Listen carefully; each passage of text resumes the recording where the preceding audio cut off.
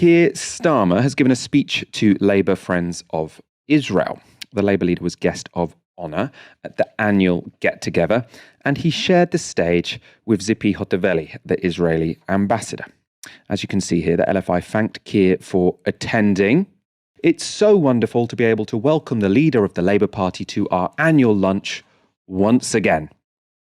As you can probably guess, the relationship between Jeremy Corbyn and the LFI was not so close. More notable than Starmer's presence at the lunch, though, was what he said. We can take you through some of the highlights or lowlights, depending on how you feel about occupation and racism. First, a key theme of the speech was to equate anti-Zionism with anti-Semitism. On this, Starmer said, "Anti-Zionist anti-Semitism is the antithesis of the Labour tradition. It denies the Jewish people alone a right to self-determination. It equates Zionism with racism, focuses obsessively on the world's sole Jewish state, and holds it to standards which no other country is subjected. And it seeks to paint the actions of Israel as akin to the crimes of those who sought to annihilate European Jewry in the Shoah." This statement upset a lot of people, understandably, and I think Keir Starmer here is totally wrong. So let's go through it with a fine-tooth comb. First of all, I would agree that comparing Israel to the Nazis is ill-judged, usually offensive. Let's put that to one side. As for the rest of the statement, Starmer says that what he calls anti-Zionist anti-Semitism denies the Jewish people alone the right of self-determination. Now, this would make sense. It would make sense if there was another ethno-state built on the land of other people that anti-Zionists all accepted with open arms. But I can't think of one. There are states which are built on the land of other people, the United States, for example. But if the United States defined itself as an ethno-state where people of only one ethnicity were welcome to become citizens, then I think we'd probably have some problems with that. Keir Starmer also said so-called anti-Zionist anti-Semitism equates Zionism with racism. Again, I'd agree. If anyone believed Zionism was uniquely racist, then that would be problematic. But there's a strong argument that Zionism, as a form of ethno-nationalism, is racist. If we don't accept that citizenship in Britain is dependent on ethnicity, why should we accept it in Israel? That's not making an exception for the Jewish state. That's being consistent. Finally, Keir Starmer says so-called anti-Zionist anti-Semitism focuses obsessively on the world's sole Jewish state and holds it to standards to which no other country is subjected. The riposte to that statement is much simpler. Yes, Israel is treated differently. There is, as far as I'm aware, no other nation which has occupied another country for over 50 years and which practices apartheid that a Labour leader would proudly address at an annual dinner.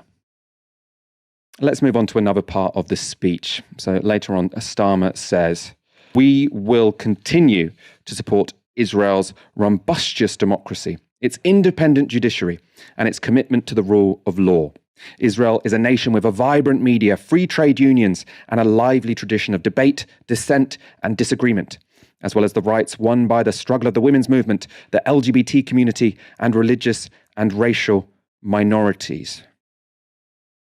On these points, I'll leave it to B'Tselem, Israel's leading human rights organization, and Human Rights Watch to respond.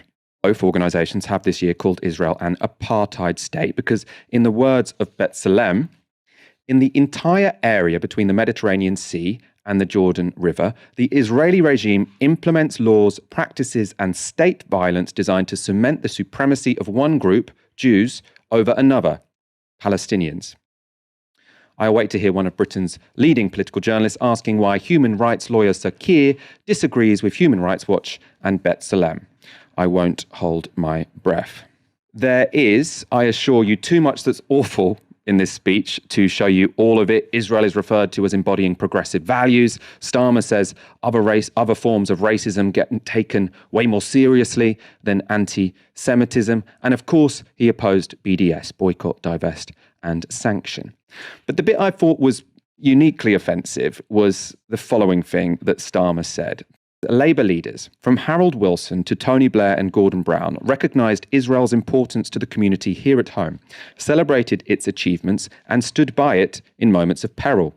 They rightly saw their counterparts in the Israeli Labour Party, from Golda Meir to Chaim Herzog, Abba Eban, Yitzhak Rabin, and Shimon Peres, as comrades in the international struggle for equality, peace, and freedom.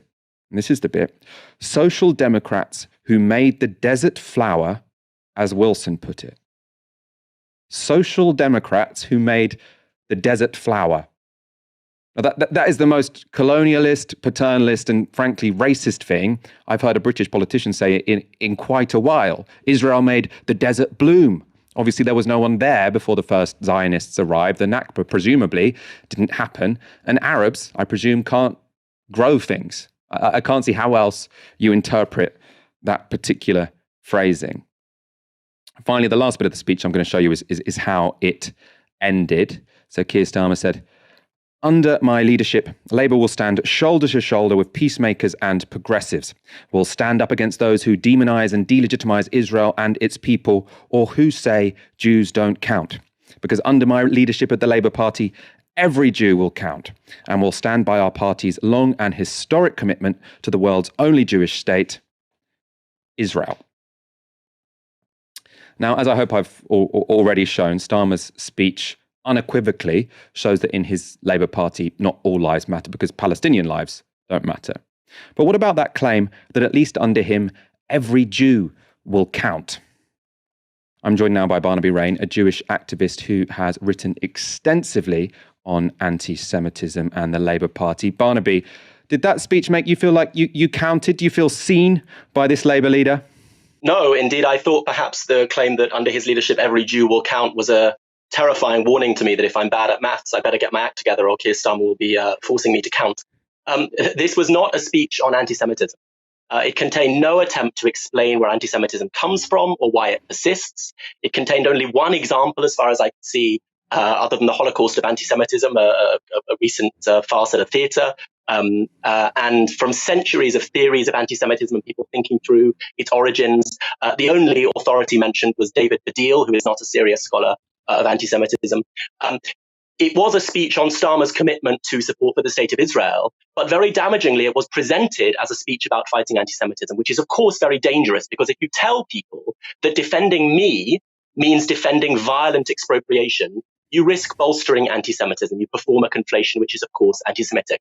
Starmer doesn't care about that because he sees anti-Semitism, just as he saw Brexit or any other policy choice, as just an opportunity to think through how to deal with some polling problems, not as a serious anti-racist would see it, as a moral problem. And I say that because he's happy to bolster a conflation between Jews and the state of Israel, which is deeply damaging to Jewish safety and security, but which currently serves not Jewish interests, but the interests of empire and capital, looking to use Jews as part of a racist campaign against other minorities to protect, to cast Jews as a kind of protected minority of white society against the savage hordes, brown people, Arabs, Muslims, and also anti-capitalists and anti-imperialists, so that Europe's history of anti-Semitism is projected and deflected and cast as a problem that comes from outside. So this is nothing to do with protecting Jews. It's to do with protecting white society and using Jews as a kind of a bulldozer, battering ram in that right-wing campaign. I mean, it poses a serious problem, I think, to Keir Starmer's narrative as well, because what Labour have been saying, or since Keir Starmer became leader, and why they've been expelling so many people, including many Jewish people, is because they say that if you say that any of the anti-Semitism row was about Israel, you are essentially denying anti-Semitism and partaking in anti-Semitism. Then in a speech where he says, this is how I'm going to end anti-Semitism, he feels the need to condemn BDS, to say Israel is progressive, to, essentially deny the Nakba. How does he say, one, the anti-Semitism row had nothing to do with Israel, and two, here in this speech where I'm going to oppose anti-Semitism, I'm also going to, declare my love to the land of Israel? I mean, it seems confusing, to say the least. I don't think there's anything strange about Keir Starmer. I don't think there's anything strange about the British Labour Party. The strange thing was Jeremy Corbyn. There was briefly a period in which, within the imperial metropole, there was a party leader who had a genuine history of commitment to anti-colonial struggles and anti-racist struggles. We're now back to the norm, which is British politics is about the defence of empire overseas and racism at home. That's always been the mainstream. Just think about this. You mentioned Starmer's appalling comment that Israel made desert flower. In that same comment, he praised Shimon Peres as a leading social democrat. Shimon Peres is a man known across the Arab world for saying, I am at peace as prime minister after the IDF, his army, killed 106 civilians sheltering in a UN compound in Lebanon. This is a man who did a secret deal with apartheid South Africa to try to provide Israeli nuclear weapons, nuclear technology, to a state run then by admirers of Hitler. Shimon Peres is a man who, after the 1967 war, said his ambition was to build, quote, settlements everywhere. A man who blamed Palestinians after Israeli soldiers killed children playing on a beach in Gaza just a few years ago. So to coin a phrase, to the Labour Party leadership, clearly some people don't count. Some victims of racism don't count, because the Palestinian people are not simply a victim of Keir Starmer's racism in castigating the movement to boycott a racist state, in saying that they merely lived in a desert until settlers came along and made it flower, in praising as social democratic heroes. I think he called them comrades in the struggle for international peace, people who are murderers. It's not just that the Palestinians are subject to Keir Starmer's racism.